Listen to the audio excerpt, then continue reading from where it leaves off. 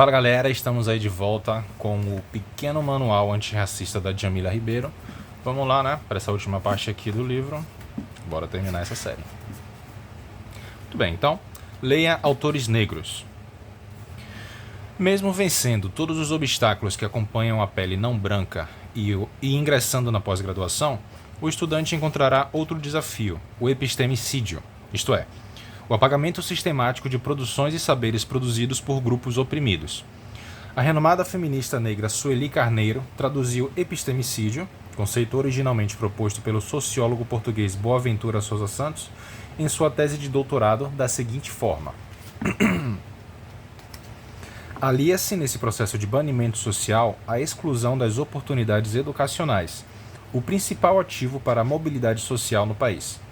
Nessa dinâmica, o aparelho educacional tem se constituído de forma quase absoluta para os racialmente inferiorizados, como fonte de múltiplos processos de aniquilamento da capacidade cognitiva e da confiança intelectual. É fenômeno que ocorre pelo rebaixamento da autoestima que o racismo e a discriminação provocam no cotidiano escolar, pela negação aos negros da condição de sujeitos de conhecimento por meio da desvalorização, negação ou ocultamento das contribuições do continente africano e da diáspora africana ao patrimônio cultural da humanidade, pela imposição do embranquecimento cultural e pela produção do fracasso e evasão escolar. A esse processo denominamos epistemicídio. Os sinais de apagamento da produção negra são evidentes. É raro que as bibliografias dos cursos indiquem mulheres ou pessoas negras, mais raro ainda que indiquem a produção de mulheres negras, cuja presença no debate universitário e intelectual é extremamente apagada. Durante os 4 anos da minha graduação em filosofia, não me sugeriram a leitura de nenhuma autora branca, que dirá negra. A gravidade disso está exemplificada por Abdias do Nascimento em O Genocídio do Negro Brasileiro, no qual afirma que genocídio é toda forma de aniquilação de um povo, seja moral, cultural ou epistemológica. Por nossa posição no arranjo geopolítico global, a produção de intelectuais negras brasileiras tende a ser muito menos difundida do que a de países como os Estados Unidos, causando atraso em debates que poderiam estar muito mais avançados. Um belo exemplo de feminista negra brasileira é Lélia Gonzalez, atuante nas décadas de 1970 e 1980 e professora do curso de Sociologia na Pontifícia Universidade Católica do Rio de Janeiro, que encantou plateias com o poder transformador de suas palavras. As propostas de Lélia para pensar a americanidade, propondo um feminismo afro-latino-americano, se perpetuam até hoje ao se propor uma luta transnacional. O apagamento da produção e dos saberes negros e anticoloniais contribui significativamente para a pobreza do debate público, seja na academia, na mídia ou em palanques políticos. Se somos a maioria da população, nossas elaborações devem ser lidas, debatidas e citadas. A importância de estudar autores negros não se baseia numa visão essencialista, ou seja, na crença de que devem ser lidos apenas por serem negros. A questão é que é irrealista que numa sociedade como a nossa, de maioria negra, somente um grupo domine a formulação do saber. É possível acreditar que pessoas negras não elaborem? É possível acreditar que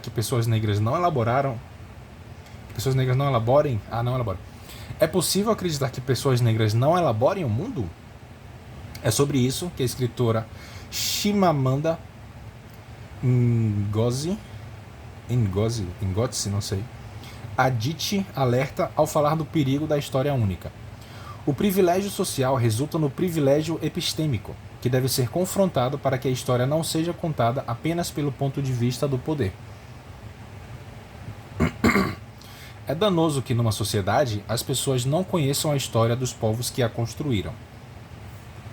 Para escrever esse pequeno manual, me inspirei em textos e livros de diversos autores e intelectuais negras, que cito com reverência.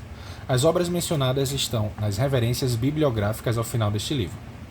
Leia Abdias do Nascimento, Adilson Moreira, Alessandra Devuski, Angela Davis, Audre Lorde, Bell Hooks, em minúsculo, não sei porquê, Carla Acotirene, Chimamanda Ngozi Adichie, Cida Bento, Conceição Evaristo, Elisa Lucinda, Grada Quilomba, Joel Zito Araújo, Joyce Berti, Juliana Borges, Kabengele Munanga, Lélia Gonzalez, Letícia Carolina Pereira do Nascimento, Luciana Boitox, parece Botox, desculpa, Luciana, Michele Alexander, Neuza Santos Souza, Rodney William Eugênio, Silvio Almeida, Sueli Carneiro, a tantos outros, Clóvis Moura, Fernanda Felisberto, Nilma Lino Gomes, impossível citar todos, e muitos mais que nem conheço ainda. As construções sobre raça se dão de forma singular e complexa nas diferentes regiões do país. Por isso, precisamos conhecer a produção de mulheres negras de fora das grandes metrópoles, como Nilma Bentes, Zélia Amador e Marcela Bonfim. E ampliar as nossas visões de mundo. Procure conhecer o trabalho realizado por núcleos de estudo afro-brasileiro em universidades, valorize editoras que publicam produções intelectuais negras e apoie iniciativas que têm como objetivo a visibilidade de pensamentos decoloniais. Não é de coloniais, dos coloniais, é decoloniais, se opondo ao colonialismo. Para quem estiver só ouvindo. Precisamos ir além do que já conhecemos. Próximo capítulo, questione a cultura que você consome.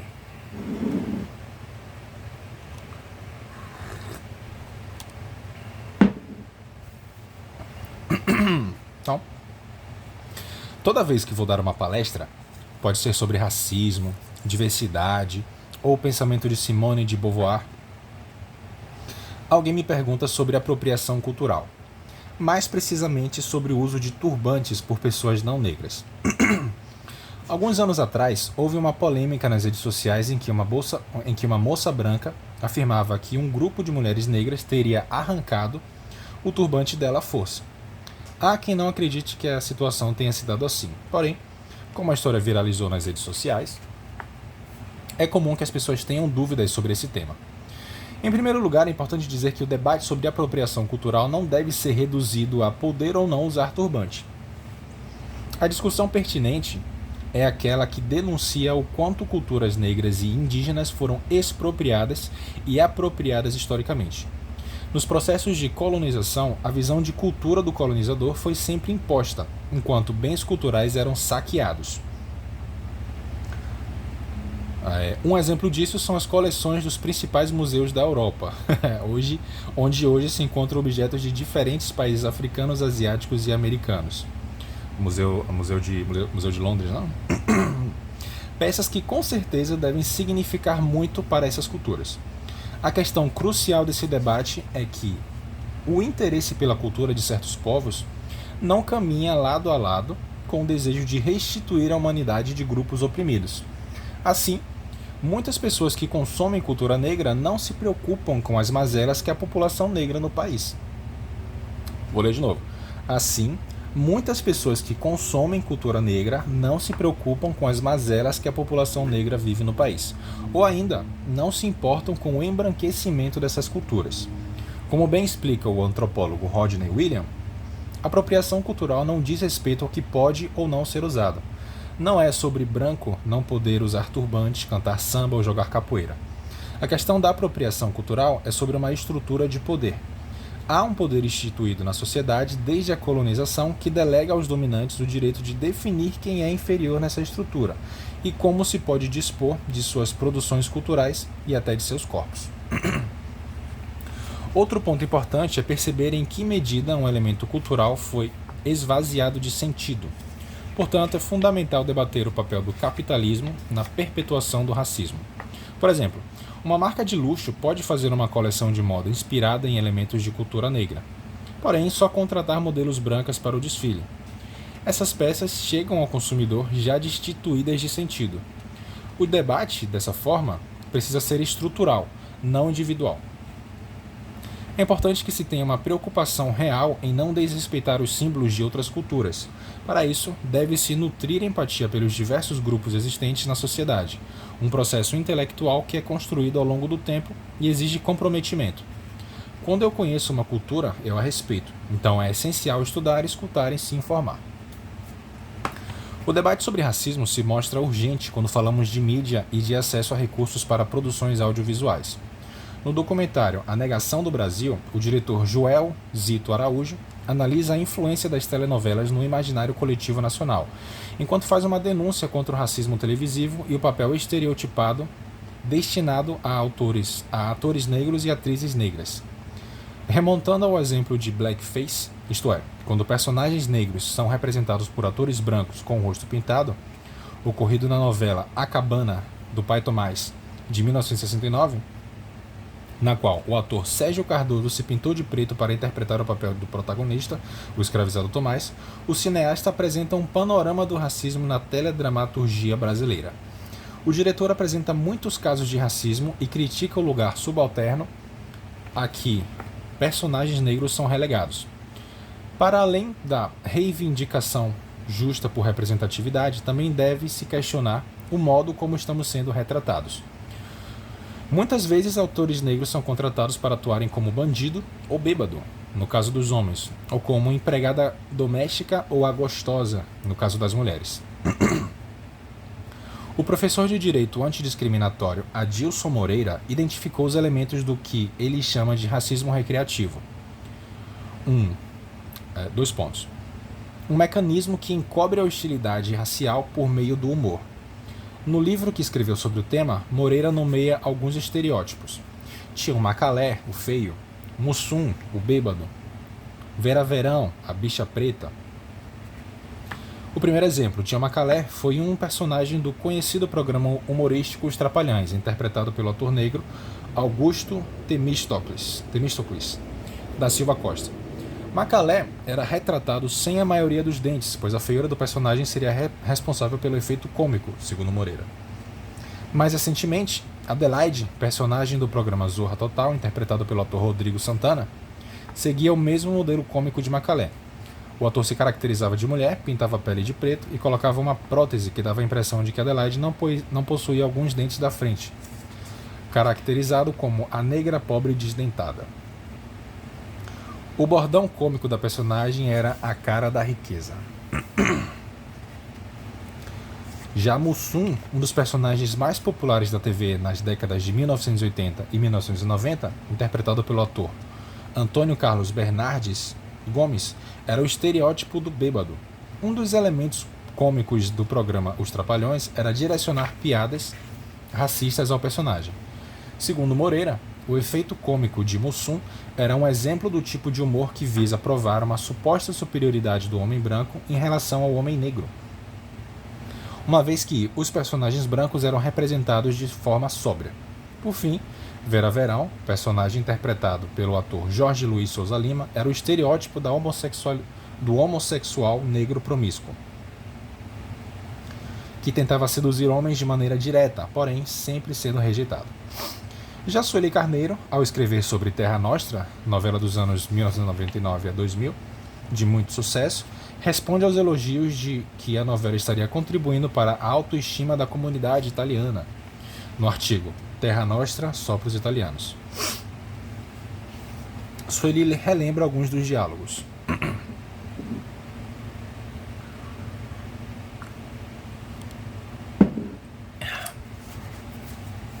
Sueli relembra alguns dos diálogos. Assistimos ao menino Tizil reclamar de sua sorte ingrata com a seguinte frase: Deus não quis me embranquecer. Imagine o impacto dessas frases na autoestima da comunidade negra, especialmente sobre as crianças negras. Em outra passagem, Sueli relembra: o Barão do Café pondera com seu contratador sobre a impossibilidade de abrigar os italianos nas senzalas desertas pela abolição. Diz ele: são brancos, trazem no coração o espírito da liberdade. Não vão aceitar essa história de senzala. Caralho, maluco. Puta que pariu. Então Sueli conclui: considerando que os personagens negros não têm relevância na trama, a sua presença e a imagem negativa que veiculam prestam-se unicamente a ratificar a suposta superioridade do branco. As frases destacadas por Sueli Carneiro refletem a história da população negra no Brasil, que, após séculos de escravização, viram imigrantes europeus receberem incentivos do Estado brasileiro, inclusive com terras, enquanto a negritude formalmente liberta pela Lei Áurea era deixada à margem. Os incentivos para imigrantes fizeram parte de uma política oficial de branqueamento da população do país, com base na crença do racismo biológico de que os negros representariam o atraso. Essa perspectiva marcou a história brasileira, valorizando culturas europeias em detrimento da cultura negra, segregando a população negra de diversas formas, inclusive por leis e pela esterilização forçada de mulheres negras. Vamos ler essa parte de novo. Isso aqui é muito pesado. Caralho, maluco. Os incentivos para imigrantes fizeram parte de uma política oficial de branqueamento da população do país, com base na crença do racismo biológico de que negros representariam o atraso. Essa perspectiva marcou a história brasileira, valorizando culturas europeias em detrimento da cultura negra, segregando a população negra de diversas formas, inclusive por leis e pela esterilização forçada de mulheres negras, prática que o Estado brasileiro manteve até um passado recente, como comprovado pela CPI da esterilização de 1992, proposta pela deputada federal Benedita da Silva, e resultado da pressão feita por feministas negras nos anos 1980. Esses são alguns exemplos de estereótipos que confinam atores negros e atrizes negras, resultando em poucas opções de personagens que não sejam marcados por essas violências simbólicas. Enquanto atores brancos e atrizes brancas recebem apenas oportunidades de representação na indústria audiovisual, negros e negras ainda lutam para que suas atuações não firam a humanidade de pessoas negras. Do mesmo modo, ainda são poucos os cineastas, roteiristas e produtores negros. As opções ficam limitadas como resultado do racismo estrutural. Nas redações de jornais não é diferente. Segundo o grupo de estudos multidisciplinar da Ação Afirmativa, núcleo de pesquisas sediado na UERJ, nem 10% dos colunistas dos grandes jornais são negros. No meu caso, quando comecei a escrever na Carta Capital, comentando filmes, livros ou textos de outras pessoas, mais de uma vez alguém ligou furioso na redação dizendo que eu não havia entendido o que quiseram dizer. Eu achava curioso, pois era como se a crítica de uma pessoa negra ao trabalho de uma pessoa branca rompesse com o pacto narcísico. O racismo conhece o potencial transformador da potente voz de grupos historicamente silenciados. Quando assistir a um filme ou a uma novela, procure refletir sobre a presença ou a ausência de atores e atrizes negros. Quantas pessoas negras estão atuando? Que personagens interpretam? O mesmo vale para qualquer produto cultural. Quando for a uma exposição de arte, a uma festa literária, a um debate sobre poesia, quando ler um livro ou folhear uma revista, e para você, que pode contratar profissionais da cultura ou investir em projetos culturais, reflita quem você escolhe para a equipe e quais temas estão sendo tratados. Você está fazendo o que pode para contribuir para a luta antirracista? Meu amigo.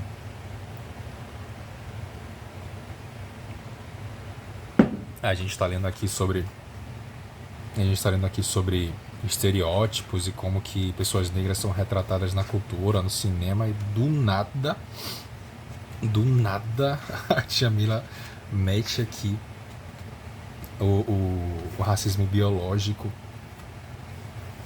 a esterilização forçada de mulheres negras.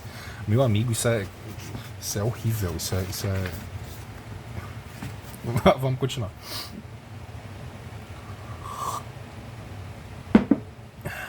Por isso que esse livro é tão importante, gente.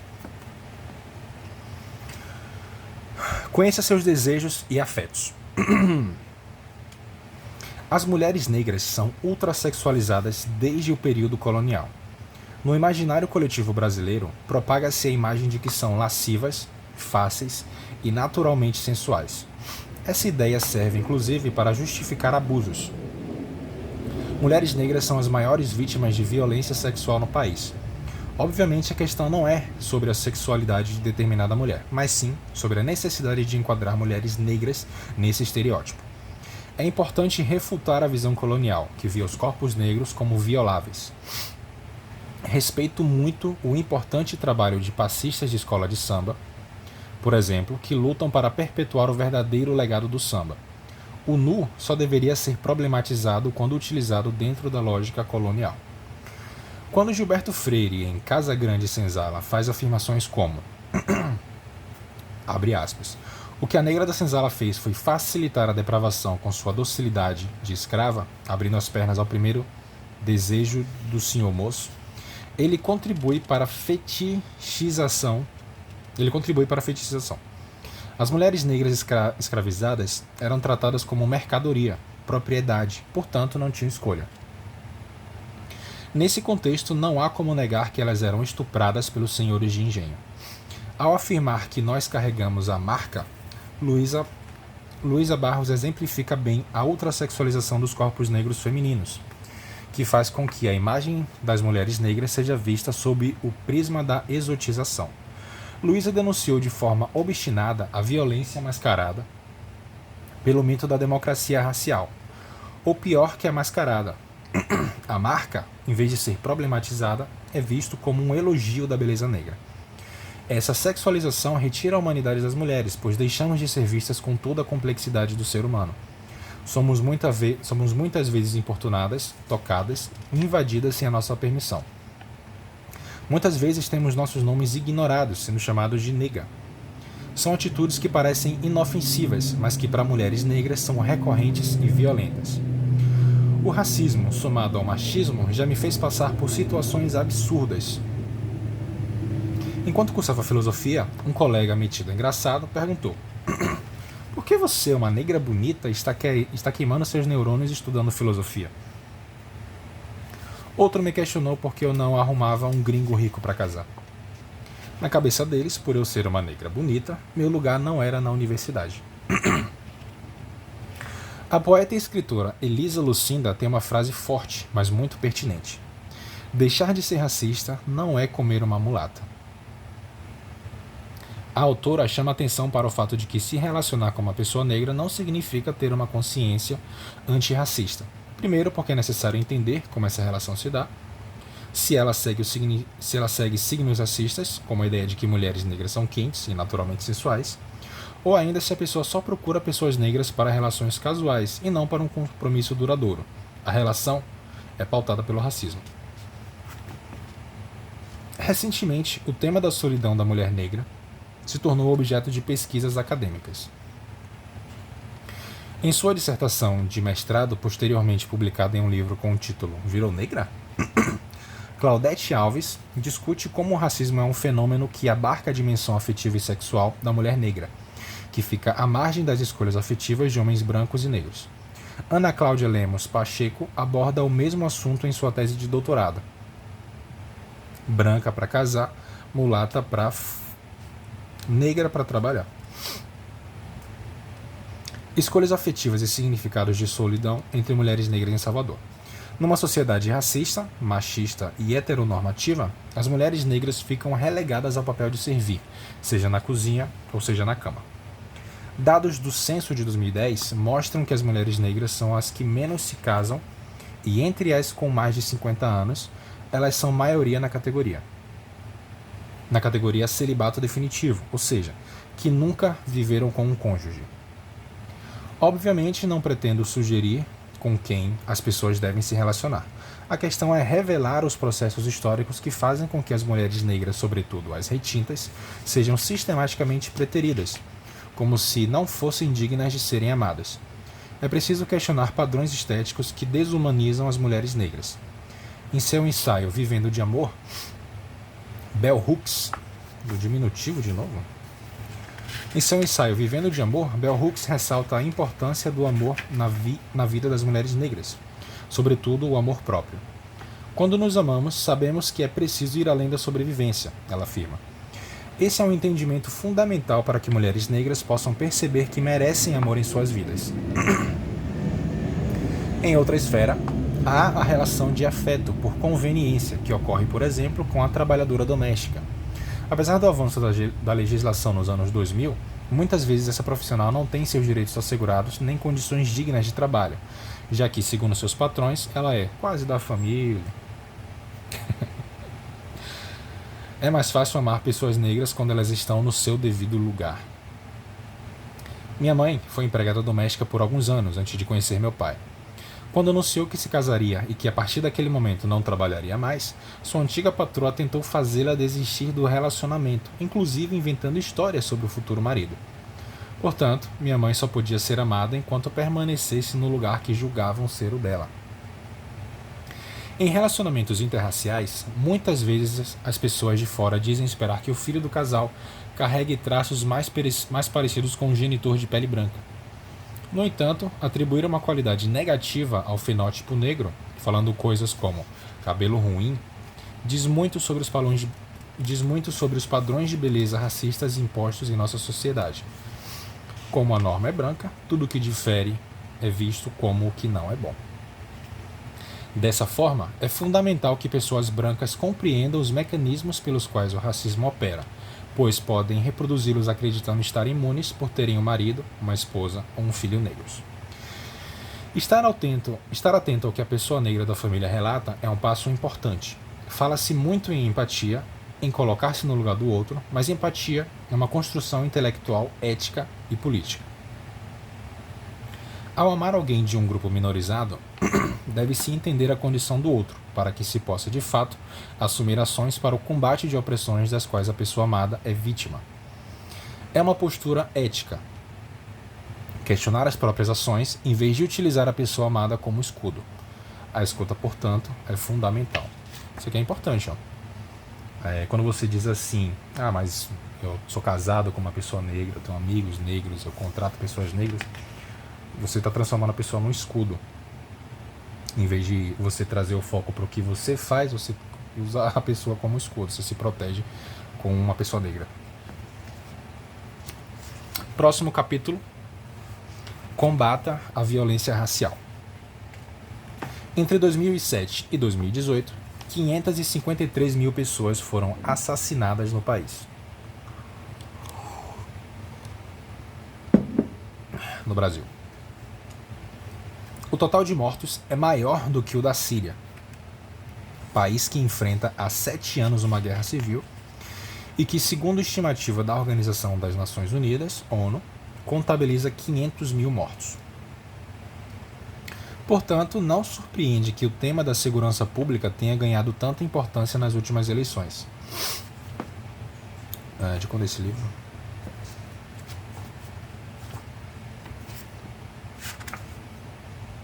2019.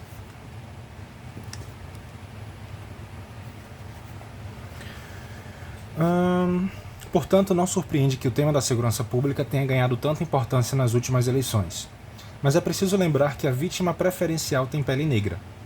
O Atlas da Violência de 2018, realizado pelo Fórum Brasileiro de Segurança Pública, revelou que a população negra está mais exposta à violência no Brasil. Os negros representam 55,8% da população brasileira e são 71,5% das pessoas assassinadas. Entre 2006 e 2016, a taxa de homicídios de indivíduos não negros, brancos, amarelos e indígenas, diminuiu 6,8%, enquanto no mesmo período a taxa de homicídios da população negra aumentou 23,1%. Segundo dados da Anistia Internacional, a cada 23 minutos um jovem negro é assassinado no Brasil, o que evidencia que está em curso o genocídio da população negra, sobretudo os jovens. Infelizmente, o assunto só ganha destaque no debate público quando um caso muito violento chega aos noticiários, como o brutal assassinato de Evaldo dos Santos por agentes do Exército, no Rio de Janeiro. No dia 7 de abril de 2019, o carro em que Evaldo e sua família estavam foi alvejado por militares. Inicialmente, divulgou-se que foram disparados 83 tiros, o que já é muito, mas o total chegou a 257. Na época, muitas pessoas se manifestaram diante desse absurdo. O que muitas dessas pessoas talvez ignorem é que esse não foi um caso isolado. Ele integra uma política...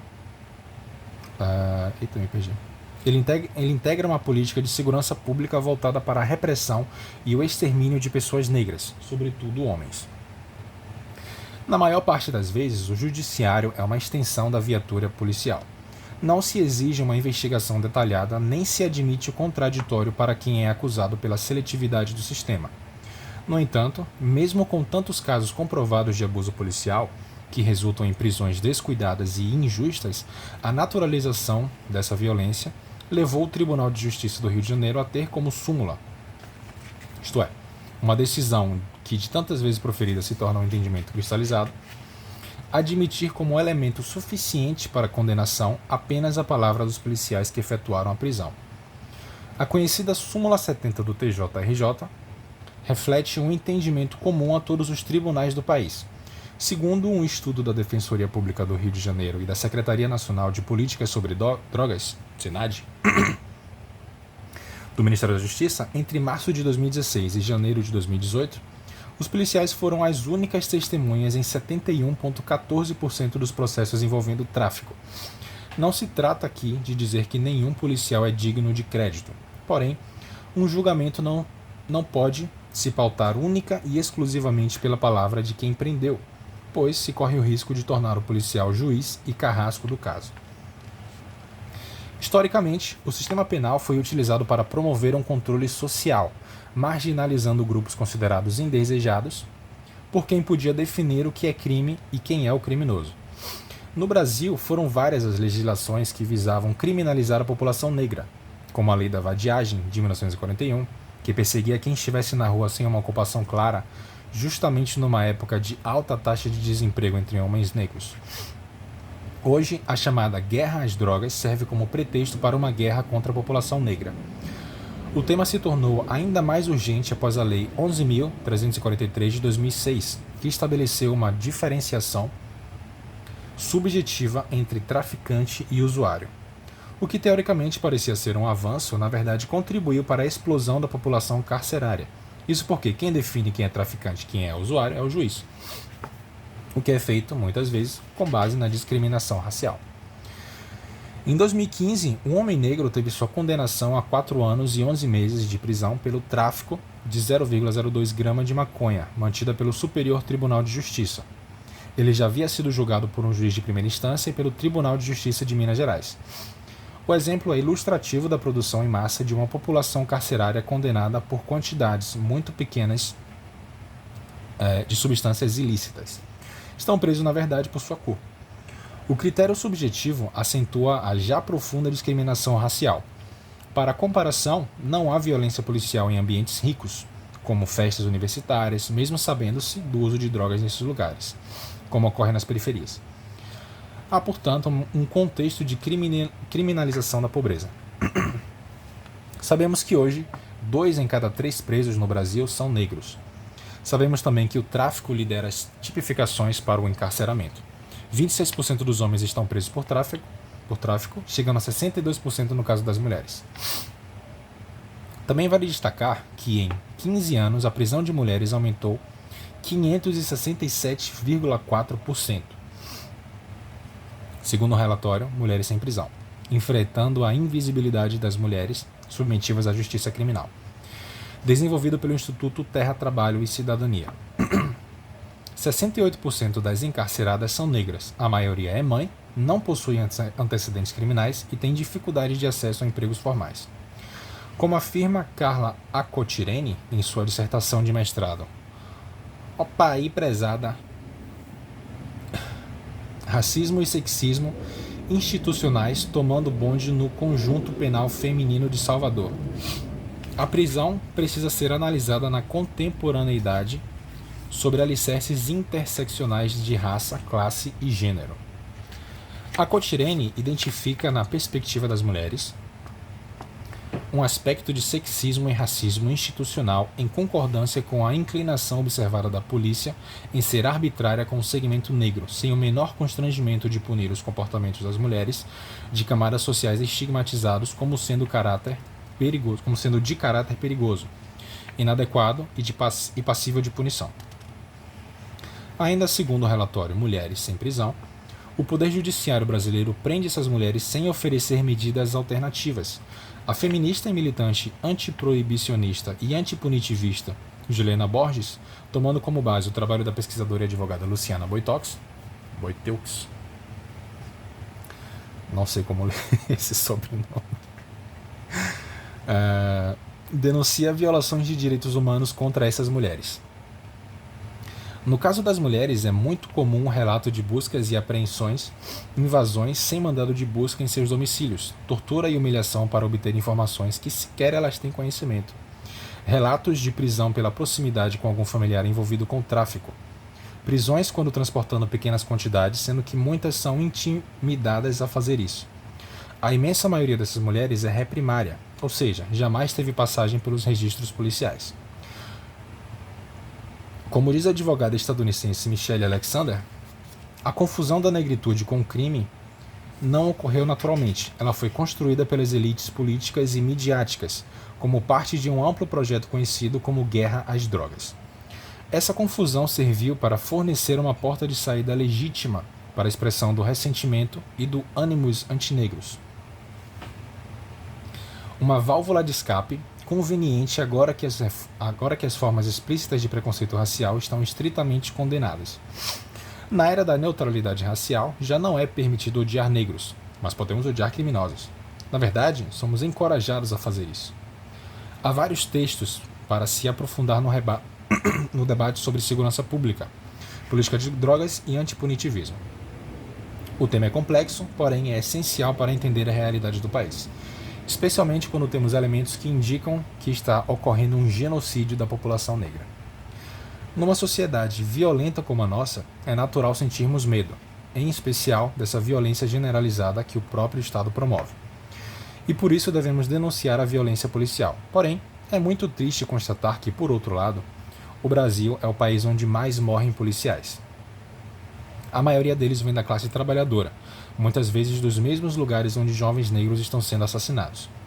Se a polícia é o braço armado do Estado opressor, é também um dos lados que cai com essa guerra.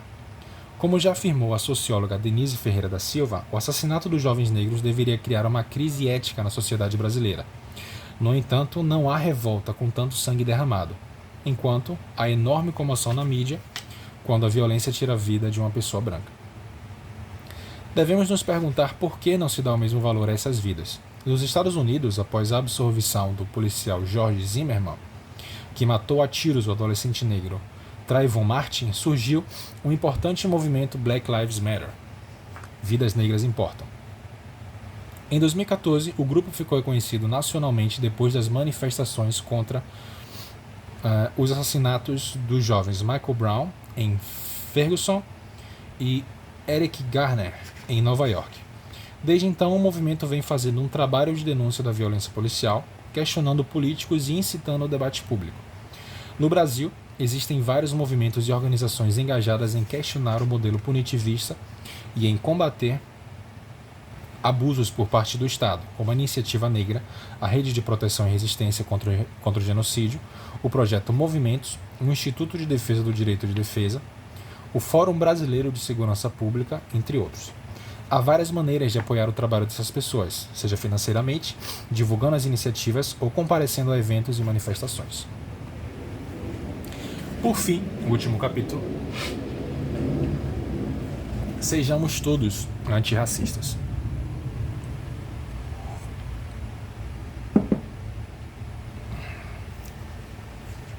Perceber-se criticamente implica uma série de desafios para quem passa a vida sem questionar o sistema de opressão racial.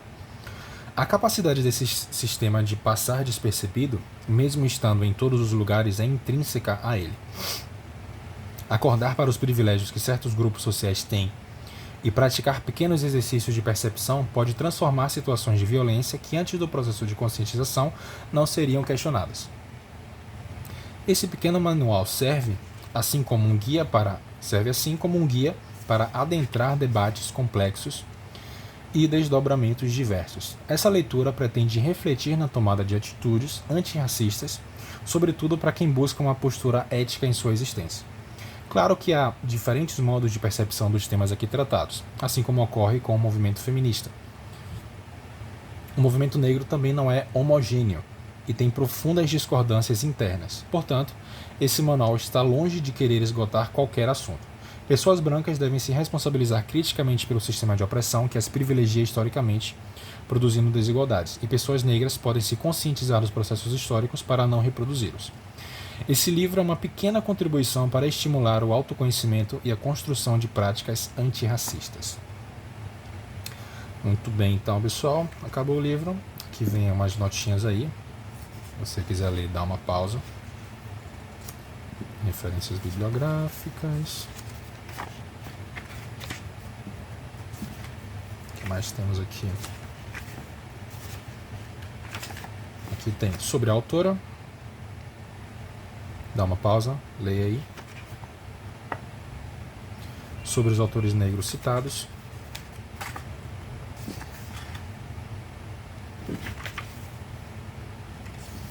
Bell Hooks aqui. Norte-americana, é uma professora, escritora ativista. Seus livros, artigos e conferências abordam as relações de classe, gênero e raça na sociedade pós-moderna. Publicou mais de 30 livros. Eu só não entendi por que o nome dela só aparecia em minúsculo. Né? Opa.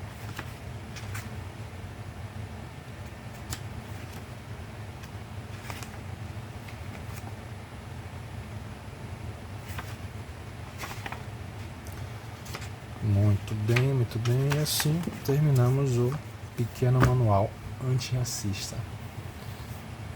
Curtinho, porém pesado, viu? Um abração para todos vocês. Até o próximo vídeo.